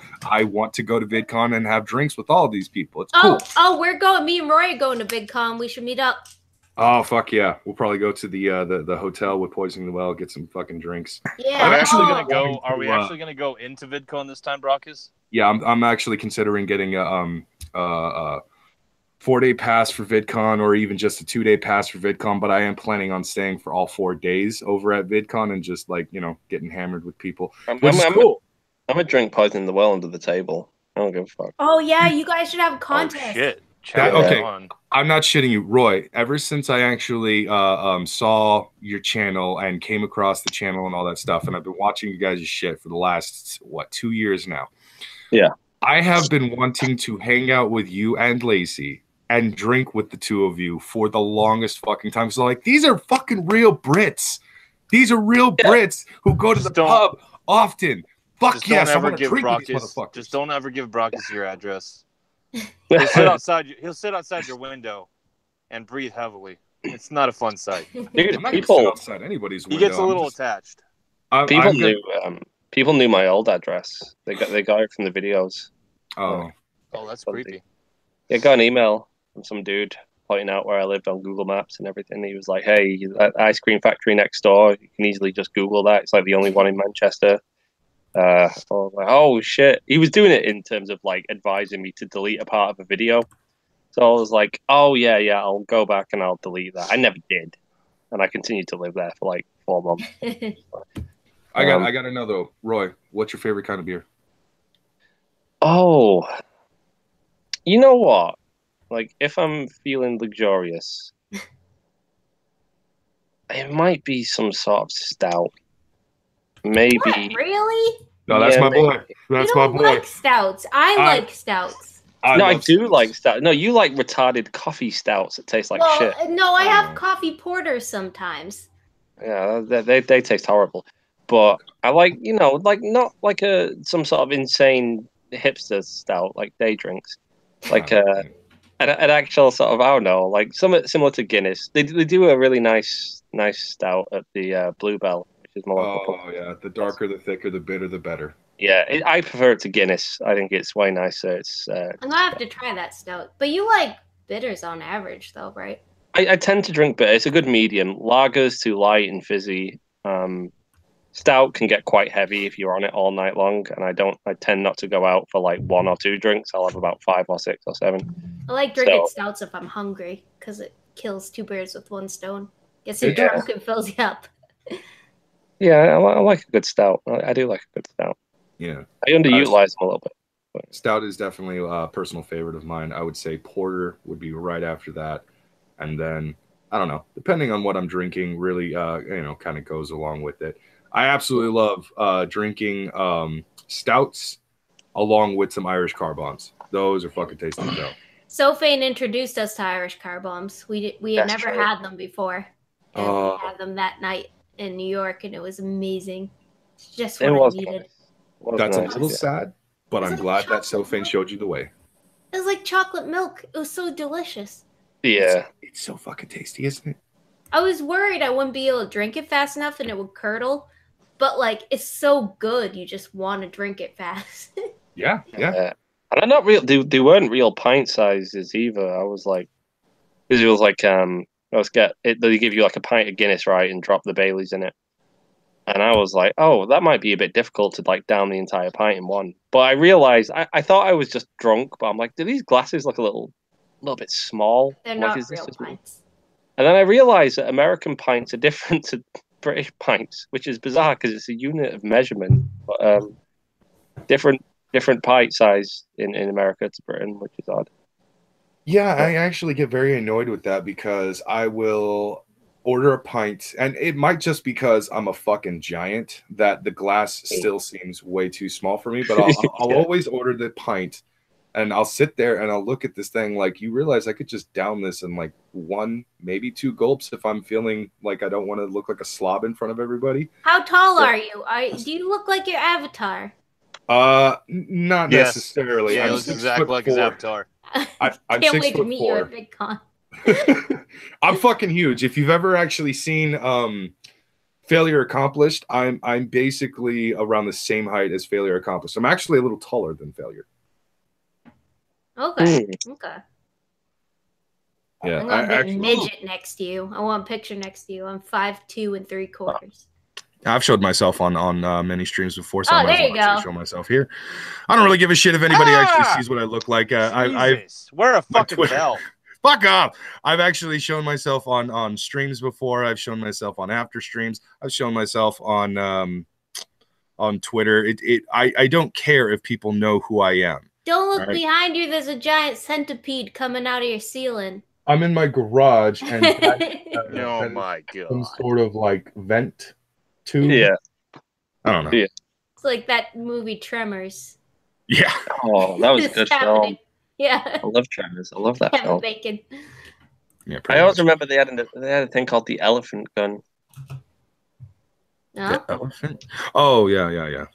Is that a real thing? Elephant guns? You guys Yeah, like that? elephant gun. That was an old hunting rifle that was used in safari when you actually wanted to go hunt for big game. It was called an elephant gun because the primary target was You always, can of still course, go the get elephant. one. Yeah, you can, but it's just differently designed now. But Yeah. it's still a big fucking caliber of a gun. Okay, cool. I'm gonna go to America and fire an elephant gun. Those things have a hell of a lot of kick. You want to brace yourself. Well, I will do. Don't worry, guys. Don't worry Yeah, about old Fry over it. Well, I'm gonna be a little worried. What are you, average height? Yeah, don't go all Ian Miles Chung on me. He's like 6'2". Well, He's here's the 6'2"? proper way to Yeah. stand, Roy. Oh my god. Wait, if Lacey's taller than Roy and Roy is 6'2", No, Lacey's not taller. He's shorter. He's about an inch shorter. Oh, I Well, always thought that Lacey was actually like taller than you from what the videos would show me. It's because Well, Lacey's lanky and tall, and That Roy might be it. hunches. Yeah, Yeah. I hunch too, as you can see. Yeah. I hunch. Um, I'm hunching right now. I'm a huncher. Yeah, but you've got like big tits that kind of drag you forward, so it's okay. They do. It's annoying. That was a joke, but she took it seriously. Oh, they All right. do. It's hard to sit up straight. Roy's Not because of smiling those, because he just gets to play with because- those fun bags. He does. Yeah. It's a good time. It's a good time had by all, everybody. I'm hunching. Cheers. I'm hunching right now. I'm in bed. Can't get more hunched than I am. I'm lay down. Yeah. Yeah, you're always in the same position every stream I see you on. It's because he's in a bunk bed. He can't move. Yeah, I can't sit up. It's annoying. I could set my laptop up somewhere else, but I just can't be asked. Just too No. relaxed. I'm not very professional. Yeah. Oh, What, Irate like- Prostate is in the chat. What up, Irate? All I'm right. red prostate. But yeah. So I don't know. I think I'm hoping. I really want that fucking tip feature. I really want that shit. Yeah, that Well, actually sounds like a really good idea. I think it is a good idea. I think YouTube just stands to make more money out of that. And it incentivizes people to make videos as well as Yeah. live stream. Maybe it would clear up some of the freedom issues as far as like being advertiser friendly and stuff because they wouldn't have to appease advertisers so much. Yeah. And Mhm. that would compensate because they're not making money off of advertisements anyways. I mean, barely. But Google can afford I mean, aren't it. they Fuck losing 'em. money every fucking month? Yeah. But Google can afford it. So I do feel like it's good that this platform still exists. I don't ever want to take it for granted because no startup can host all the videos that YouTube can host. Mhm. But I wish they would do a tip feature and take a percentage to compensate for any advertisers who want to pull, which would keep the platform more free, and they would still be able to compensate on loss of ad revenue. I love what the bitching witch is saying in the chat. She said giant tits will do that. She would know because she's got bigums. I have seen if nobody has gone to Twitter and seen the bitching witch's tits because she does actually post a lot of cleavage pics. Holy fuck, those things are massive. They're about the size of my head, and there's two of them. Oh shit! Gorgeous. I would have been worried if there was one. Yes, hopefully I have there's seen that two too. of them. Yeah, the You know, bitchy my- witch is awesome. You know, what my dad told me today. What? Well, I said it on your stream All before. right, fine. Play along Is- here. Okay, fine. But Day, guess what my dad told me before? Whoa, what? Oh, well, you wouldn't hazard a guess at this in a million years. He was like, I've had a great day today. I was like, oh yeah. He's like, yep. He's like, won some money, a good day in work, and I got some sex. And I'm like, Dad, you're talking about fucking my mom to me. he was like, yeah. He's like, it's been a good day. Just like oblivious like that. That's not like a weird thing to say to your son. Like, I got laid today. I'm like, I don't want to know. I don't want to hear about it. Get out of my face with that shit.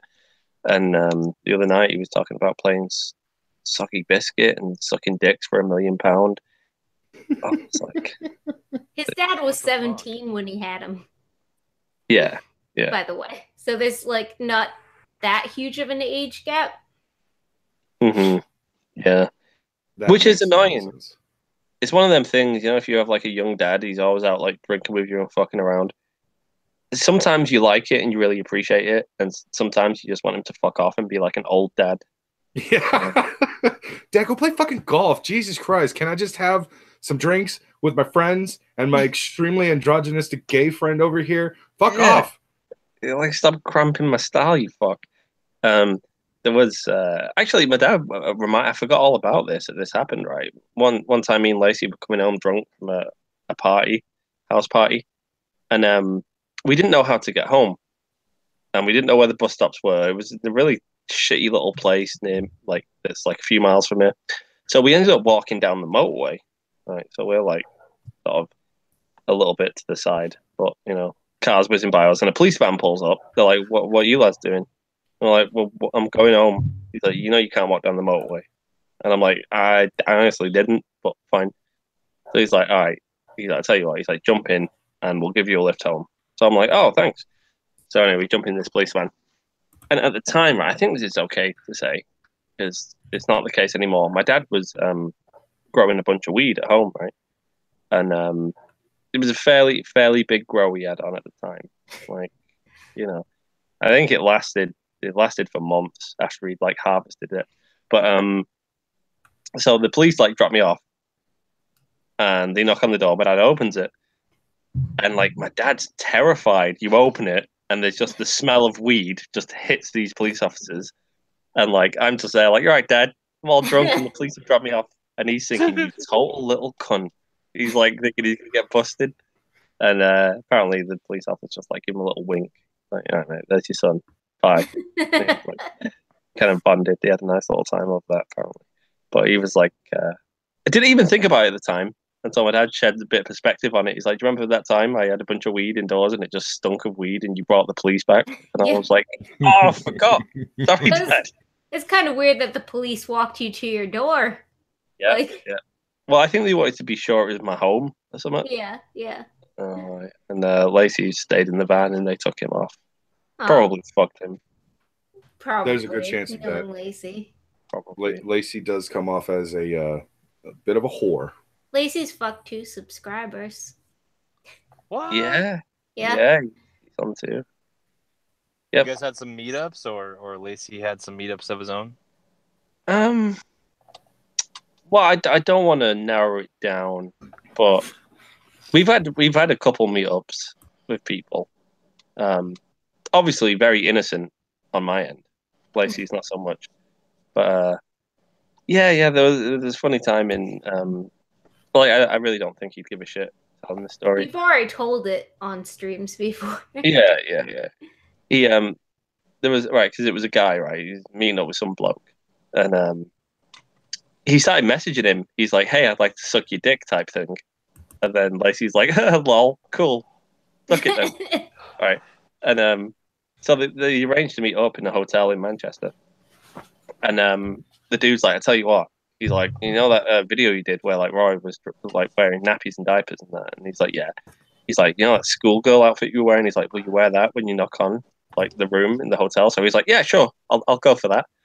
And then he gets there and he realizes, like, as soon as he gets to the hotel, obviously he's not gone dressed like that because he doesn't want to walk down the street like that. But he had to get changed like in the hotel lobby, like. So you just get him getting dressed in some skimpy little girl's uniform, like this sort of 29-year-old man. And he was like, "Oh my God," I was like so self-conscious and it was horrible. He's like, "I just whacked it on and legged it to his hotel room." And I think he said he got lost. So he had a bit of trouble finding it. But He didn't get changed like outside the door. no, he said there was like a lobby and like there was a little corner and he ran around the corner, but there were loads of people like going in and out getting tea and coffee by the vending machine, which is where it was. Yeah. So Yeah. You see a dude getting changed into that in your hotel room, like 1 in the morning. You'd be like, what the fuck? Now, I actually have a question for you that it's technically a two-parter. And a comment. One of my personal favorite V&V videos has got to be the one where you guys did a parody of A Clockwork Orange. Oh, yeah, the pronoun cop one. Yeah. Now, two, the actual question is, did you and Lacey decide to do that video because Poisoning the Well had done another parody video on The Usual Suspects? Oh, no, we didn't. I have seen that video of theirs, The Usual Suspects parody. Why That's did one we of my do that favorites. now? What was I thinking? I think we parodied a movie just before that video. I forget what it was, but we kind of had fun with it. Oh, it was the Reservoir Dogs scene, the torture thing. Oh, yeah, that's right. And we were like, hey, why don't we just keep the movie theme running into the next episode? And do you know what? Do you remember, Day? I was talking to you when we were in the middle of filming that. That all came to me like the second day of filming. I was like, oh, we could do this big sort of Clockwork Orange tie-up thing with it. So it was really on the fly and random. A lot of our shit's random and on the fly, to be honest. It's not all pre-thought out. Should make more effort to sort of sit down and do a bit of writing sometimes, just throwing a load of shit at the wall and seeing what sticks. That's actually a good idea. But the second part is, if you were to come out to America for longer than, say, a few days. Yeah.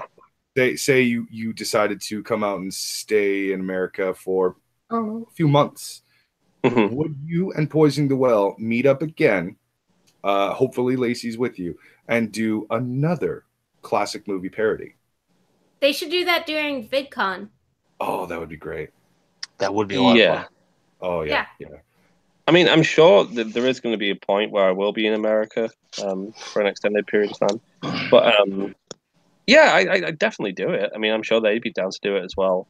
Probably. I don't see at VidCon. I don't know. Everyone might be busy, like all making plans and doing shit to do some sort of intricate parody. Maybe we can arrange it. True, but you could do a parody of, say, Pulp Fiction with an OD scene. Yeah, we could definitely do something. I'm sure we'll work something out. Because we're going to be staying there longer anyway, because I have cousins in California who are like not far from Anaheim. They're in LA, so we're going to be staying there for like a week at least. You're going to be an hour away from my neck of the woods. Nice. Yeah. We'll do some shit together. Don't you worry. It'll be nice. You can take me out, wine and dine me, you know. Yeah, more like beer and cheese, yeah, but all right. All right.